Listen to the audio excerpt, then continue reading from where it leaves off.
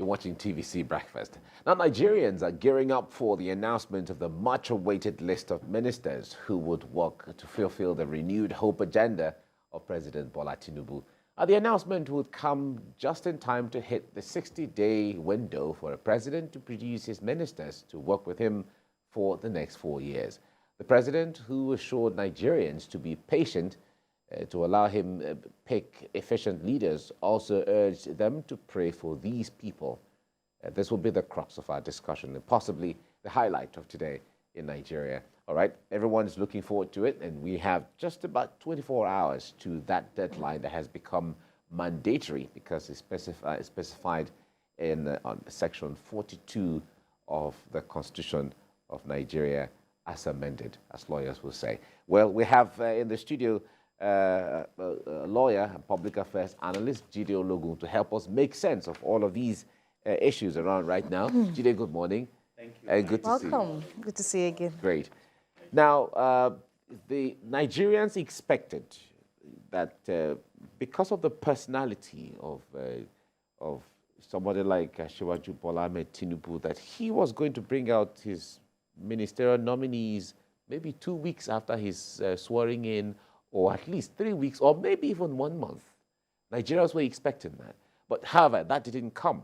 But up until now, we just have less than about 24 hours, or about 24 hours to the deadline, where the Constitution now makes it mandatory that it cannot exceed 60 days. And tomorrow will be the 60th day that the president can't go beyond. What do you think is behind, in your own analysis of this or assessment, what do you think delayed this to this level? Okay, from the reports to be monitoring, the President and Commander-in-Chief of the Armed Forces is saying that he needs to work with those who will drive the renewed hope agenda. And if you know the party APC, it's a large party, and we have stakeholders that are even beyond the boundary of the parties. You know, you saw how the elections went, how some big wigs in other party extended support to the party, the presidential candidate, and there had been insinuations that some of these stakeholders may be considered. So one would have expected a robust consultation. And of course, you are right by saying many expected that, oh, with Asiwaju Bola Tinubu, the list of ministers should be out within 2 weeks. But then, like you referenced, we have Section 42 of the Nigerian Constitution 1999 as amended that stipulates 60 days from the day of taking office. And he took the oath of office on the 29th of May. So where he may go foul of the law is that after 29th of this month, the list is not before the National Assembly. From information we are having, the list is already before the National Assembly. So it's just for them to, you know, start their own proceedings, acknowledge formally. And many are also apprehensive that the National Assembly may be proceeding on recess. But I've also read and heard that they may have to extend the time of going on recess because it's a very critical issue. If you look at Section 5 of the Nigerian Constitution 1919 as amended, it vests the executive power in the president, who of course can constitute the cabinet to help him carry out his functions. And that is the exercise of what he is doing right now. And without the cabinet, you don't have the Federal Executive Council. You see, and that means you may not be able to come up with policies and drive the processes of governance. So it's very, very important. And of course, if you look at Section 147 of the Nigerian Constitution 1999 as amended, Section 147 stipulates how the ministers will be appointed. You know, one from each state who must be the indigene of that state.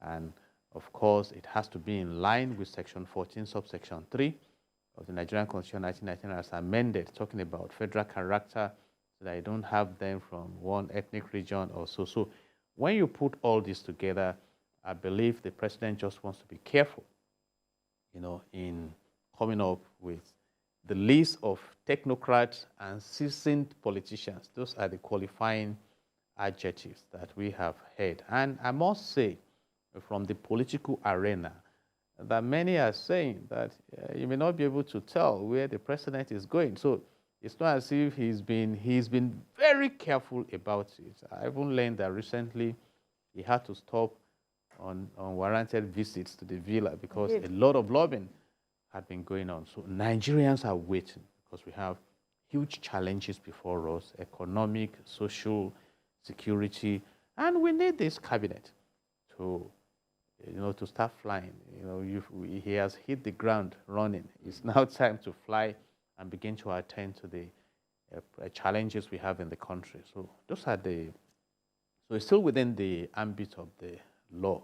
Before it was infinito, but now the law has specified 60 days. And let me underscore this. If you look at the B part of that section 42, it says not less than 10% of the nominees must be of the female gender. So we are also looking out for that. And you also know that in the course of the journey, the president still has the latitude also to appoint ministers, change, and things like that. So that is where we are right now. So Nigerians are waiting, but as we speak now, there is no breach of the law concerning the presentation of the list of nominees to the Senate for confirmation. We'll get to that now, to the possible, if there would be a possible breach. But in terms of expectations, Nigerians are indeed expectant. And now that the National Assembly is going to take on this very all-important assignment. But talking about your expectations, some have, clamored on the president to give us a different feel of, the ministries. We've been talking about this, for so long, and many analysts have spoken about, how they expect, the ministries to be, even if some of the ministries may be headed by persons from across political divides, because some names are already been peddled, some newspapers are already leading with, some names, some, rather interesting names, people who are not members of the ruling party, which is unprecedented in quarters. But what are your expectations as to the crux of people, as to the names that you are, seeing, and what you want them to do within, the ambit of the law, of course?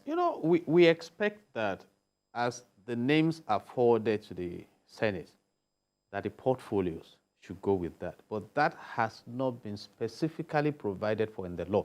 And I think that remains a gap we must attend to. So it's after the screening and the nomination, you now begin to attach the portfolios. But from the pedigree of the president, I think he's acknowledged to be a leader that chooses the right person for the right job. And let me say this is his time.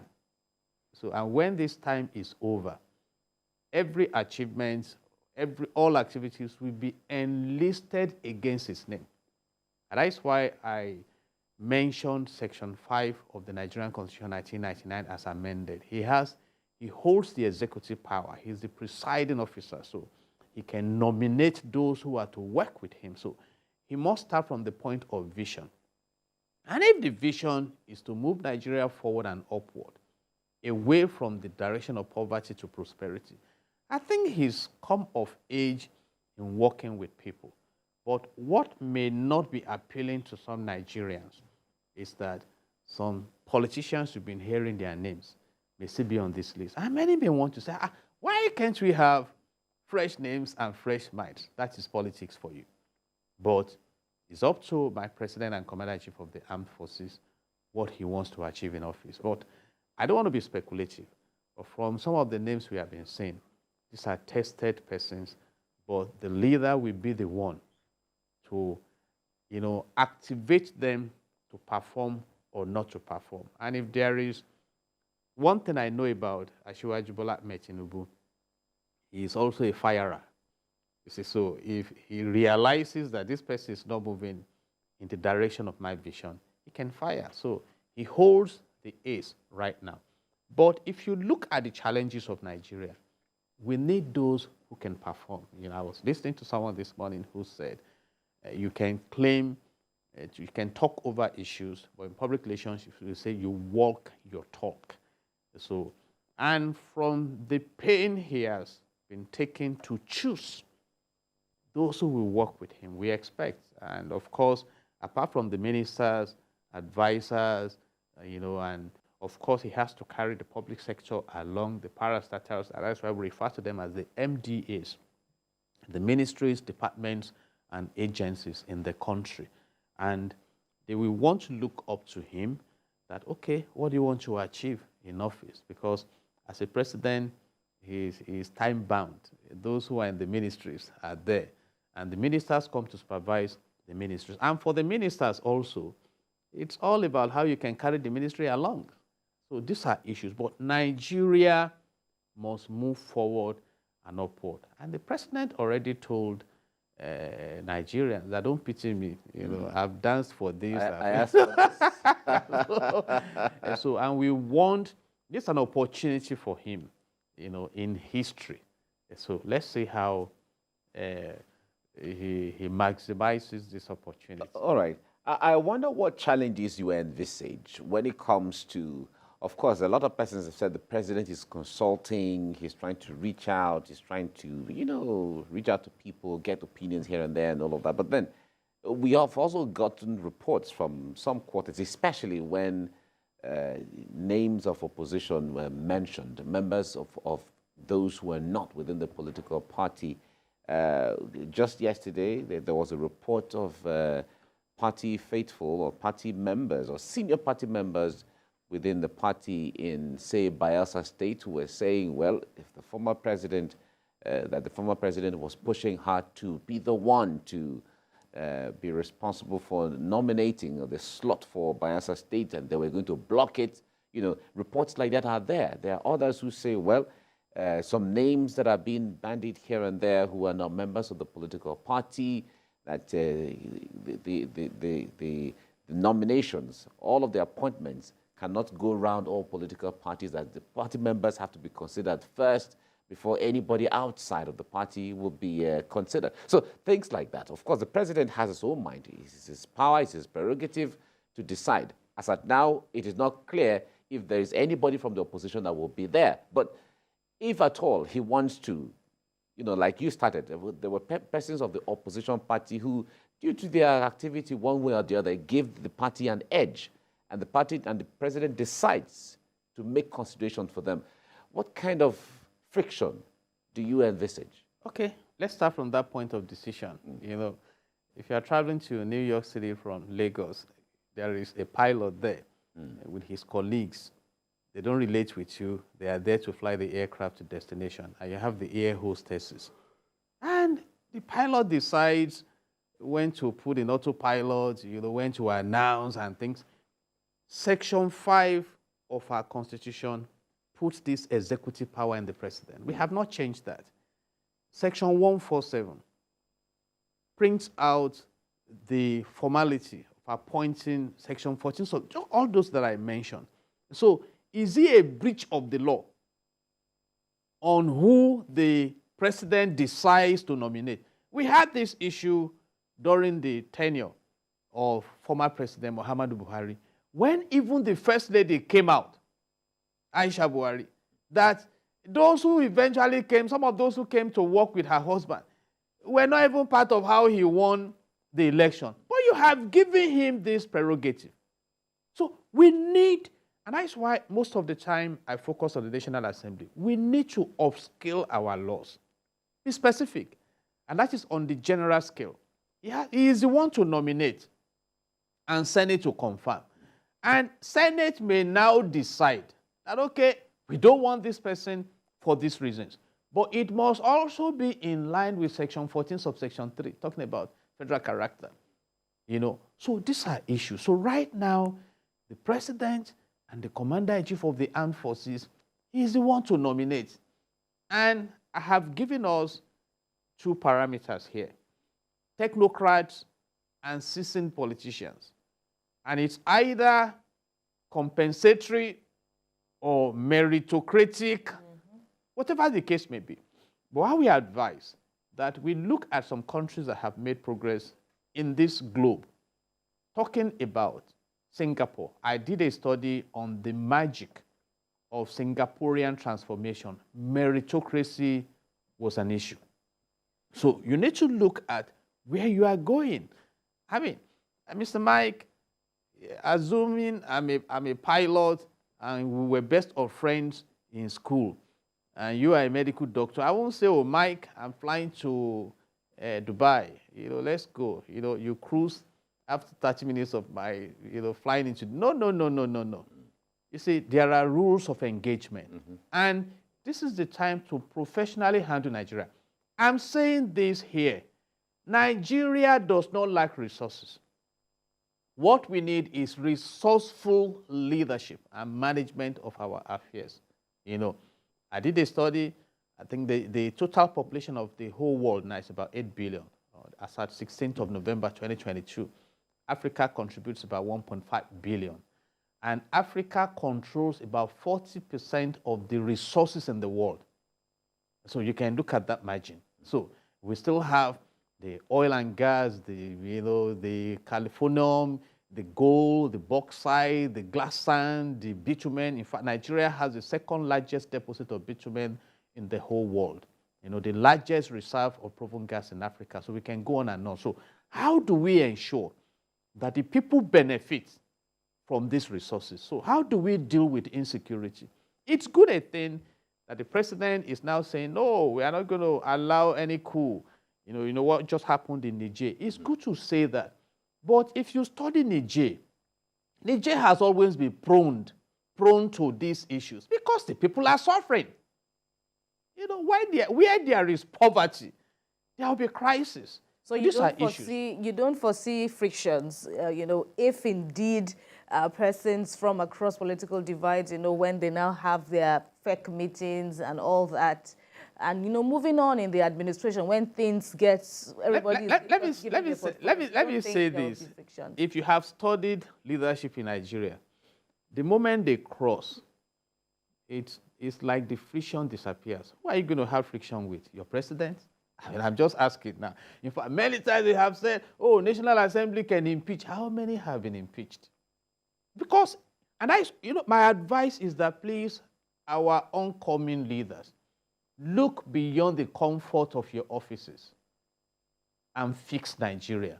So it's as if there's a mechanism to carry everyone along, and of course, even the National Assembly. I won't be surprised if a lot of the nominees will have to take a bow, apart from thorough screening.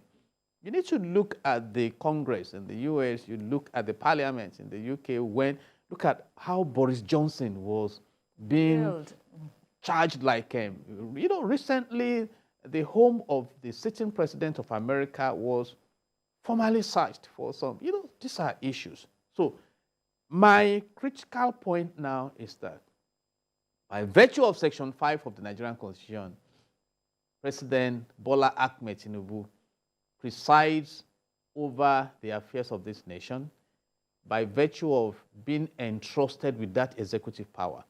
He's the one to nominate the ministers that will work with him. We have 36 states, but we have about 42 ministers. Those are other issues. And I think we have about 28 ministries. So, and people are also saying, look at the stature of the government expenditure against the real poverty in the land now, and see, particularly when our revenue is challenged and things like that, and see how you can give us good governance. If you look at Section 14, subsection 2 of the Nigerian Constitution 1999 as amended, it says clearly that the security and the welfare of the citizens shall be the primary purpose of government. So, and I'm glad now that even the National Assembly is looking at the direction of citizens, talking about the issue of estimated billings and things like that.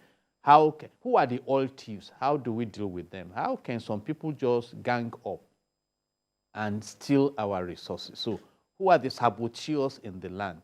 So how can we ensure that we safeguard our resources and create commonwealth for common good. And these are those who will work with him. They constitute the Federal Executive Council with the governors. So they all meet, regularly to profile Nigeria. Where are we? Security, economy, health, social relationship, our international relationship. How do we maximize? I was monitoring the news this morning.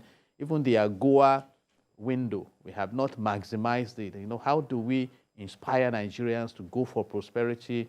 How do we attract foreign direct investments? Those are issues. How do we make Nigeria a wealth hub, and reposition ourselves as the true giants of Africa? And good a thing, our president is the chairman of ECOWAS. So what are the policies that will make us forget the valley of the shadow of death that Nigerians have been through all the while? Someone said, why do you put the light at the end of the tunnel? Please put it first. right from the... So when we hold it, we can walk tunnel. we can with go the light. The tunnel with light, because a lot of things can happen in a dark tunnel. Some may not even get to the end to see the light. So these are issues. We but agree. By and large, the summary is that the president is still within the confines of the law, 60 days clear, and that's a good amendment in our law. But is the law complete in terms of what happens if any president doesn't meet up with the 60-day deadline? That lies in the hands of the National Assembly, like I keep saying. But we've asked a germane question here by insinuation. Whose interest is being protected by the National Assembly? Citizens or national or party or self? Those are issues. So there should be consequences for breach. But I do not see President Bola Tinubu and the Commander-in-Chief of the Armed Forces breaching. I'm one of those who expected that, in 2 weeks, that list should be out. But a keen understudy again revealed to me that the pressures, Abuja had been under pressure. A lot of stakeholders, But let me quickly ask, okay, so because a paper also had that, on the front page, talking about even now that 60 days, have come and is going, it's not like the ministers are going to come in and assume office immediately. Looking at the recess, of course, that will have to be suspended for this national assignment, but it's not like they are going to resume and start working immediately. So we still have to wait. I've said it. The National Assembly was expected to proceed on recession, but I've read that they may have to put that aside. If it's important to them, you get it done. And the moment they are cleared, it's now up to the Commander-in-Chief of the Armed Forces and the President to open the gate for them to hit the air, flying. You see, but the issues in Nigeria, we are now in a state of emergency. Let me say that. And in the medical arena, when you say a patient is an emergency patient, you have to leave some who are in the ward to attend to the emergency. So we wish the expected team the best. But please, what Nigeria deserves is poverty. Because someday, somehow, there's what we call returns on investment. God is going to demand for that. God has overblessed this nation. So. All right. Well, Nigerians, with the reality from what Kemi has said, it's most likely that even up until the next 1 month, we may still be waiting to know who is going to be minister of what, as the case may be. I think that should have been. I just expect process that should have been done. That should have been done. But the screening process will take some time. The DSS. I don't agree with you, Mike. Okay. It takes time if you want it to take time. But can it be thorough? Would it Why be thorough? not? Exactly. Because in HR, by the grace of God, I'm a human resources management practitioner. Before you invite people for interview, are they going to arrive and you are now thinking of the question to ask them? Or, you have a template. Nigeria became a republic in 1963 after gaining our political independence in 1960. That is of age. By now, some things should be automated. So it's not a jamboree. But unfortunately, things are not automated. We are talking about 42 nominees. Yes. And so you cannot, if you could sacrifice nights and hold vigils, for party primaries. Yes. Then why can't we get right. things done? Okay. And let's move forward. We need to move forward. We hope the National Assembly will See things, toe this right, line, right. see things this way, and then have it done according to the way Nigerians want it. Do it now, so we can move on. We will provide all the comfort for them. All right, we have to end it here now. Jide Ologun, thank you so much for your time. Thank Thank you. for giving God us bless all the insight. Nigeria. Thank you. And best wishes Great. to the leadership Thank of you. Nigeria.